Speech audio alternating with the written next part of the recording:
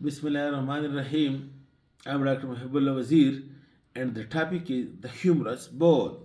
Look, the humerus bone, it is the long bone, and it is the longest and strongest bone of the upper limb, and it occupies the brachium, and it consists of the upper end, the lower end, and the shaft.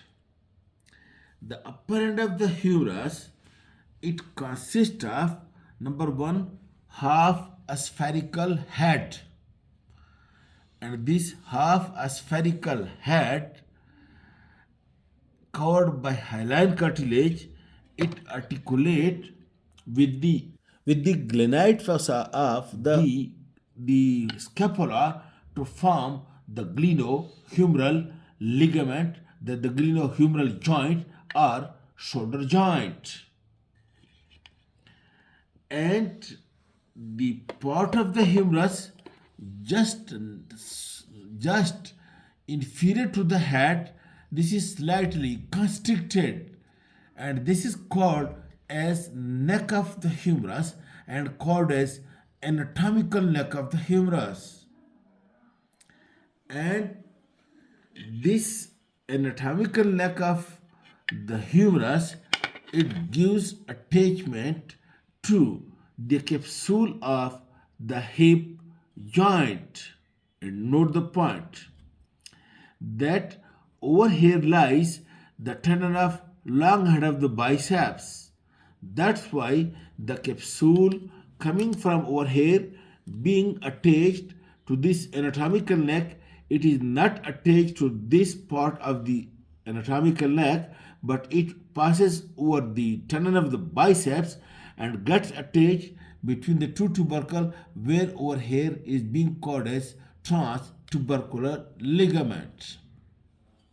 And note, the capsule of the hip joint is attached all around to the anatomical neck, number one, except in the intertubercular area where the capsule is separated from the anatomical neck by tendon of biceps. And number two, inferiorly the capsule comes over here, more inferiorly, not attached to the neck, but it comes somewhat 2 centimeter below the anatomical neck on the inferior or posterior inferior surface of the humerus bone. And over here the epiphysis is intracapsular. And also note the point that the capsule attached over here to the margin of the granite cavity, and over here the supragranite tubercle from which the long end of the biceps originate, and the long end of biceps origin is also intracapsular. Then the tendon passes from over here, intracapsular, and passes between the two tubercles. Then note, next to the anatomical neck there are two tubercles. Look, the medial one is the lesser tubercle and the lateral one is the greater tubercle. And note the point, the medial tubercle or the lesser tubercle or the lesser tuberosity, it lies medial to this bicipital groove or intertubercular sulcus. This is intertubercular sulcus or bicipital groove where lies the tendon of long head of the biceps. And if from it the medial margin of the intertubercular sulcus descend downward from this lesser tubercle. And note the point, attached to the lesser tubercle over here, note this muscle, that is the subscapularis muscle, it passes over here to be attached to the lesser tubercle which comes from over here. Look,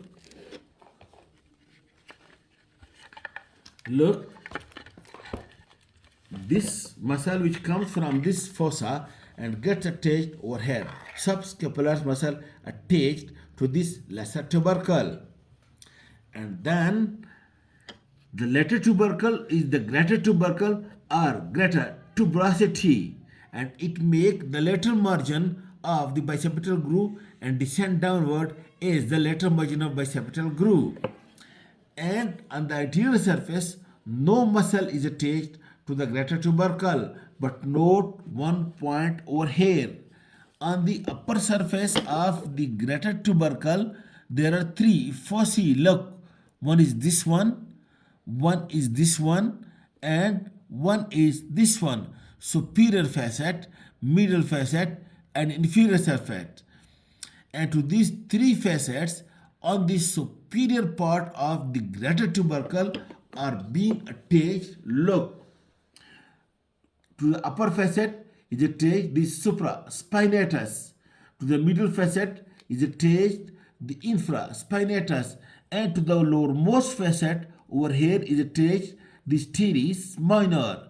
In this way, to these three facets from below upward, teres minor, and then this infraspinatus, and then this supraspinatus muscle. These are attached over here to this upper surface of the greater tubercle, and this combinedly form what is being called the rotator cuff muscle, which we will explain later on. And then look over here, the groove between the two tubercles over here, this is being called as bicipital groove or intertubercular sulcus, and over here lies the tendon of long head of the biceps. And then the part of the bone just inferior to the tubercle, this part, this is also called as a neck. Normally, you know, every animal has one neck, but over here in humerus, one is this anatomical neck and one is this surgical neck, because it is of clinical importance. And why it is important? Because over here to this part, which we call a surgical neck, is related posteriorly the axillary nerve, and then also related from the posterior side is the posterior circumflex humeral artery, and from the anterior side anterior circumflex humeral artery.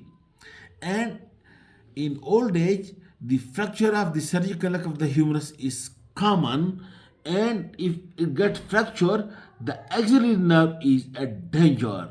That's why, for this reason, because the axillary nerve over here is in direct contact with the bone, nothing lies between the bone and the axillary nerve. That's why, because of this clinical reason, this surgical neck is being important. And then look over here, this is the bicipital groove, and it consists of, it consists of this lateral lip, this is my right arm, and this medial lip, and this sulcus, because every groove has two lips and sulcus. And note the point 2. Look, to the lateral lip of bicipital groove over here is attached, look, this pectoralis major. To the lateral attached the pectoralis major. And then note the point, to the medial lip is attached the teres major, where to the sulcus is attached the latissimus dorsi. I show you from over here. Look again. Look, to the lateral lip is attached the pectoralis major. To the medial lip is attached the teres major, and between the two, in the floor of the sulcus, is attached the latissimus dorsi, which we call it is lalhan between two major. Lalhan latissimus dorsi in the floor, and pectoralis major to the lateral lip, and teres major to the medial lip. Okay, this is about the upper end of the humerus, and in the next lecture we discuss the shaft.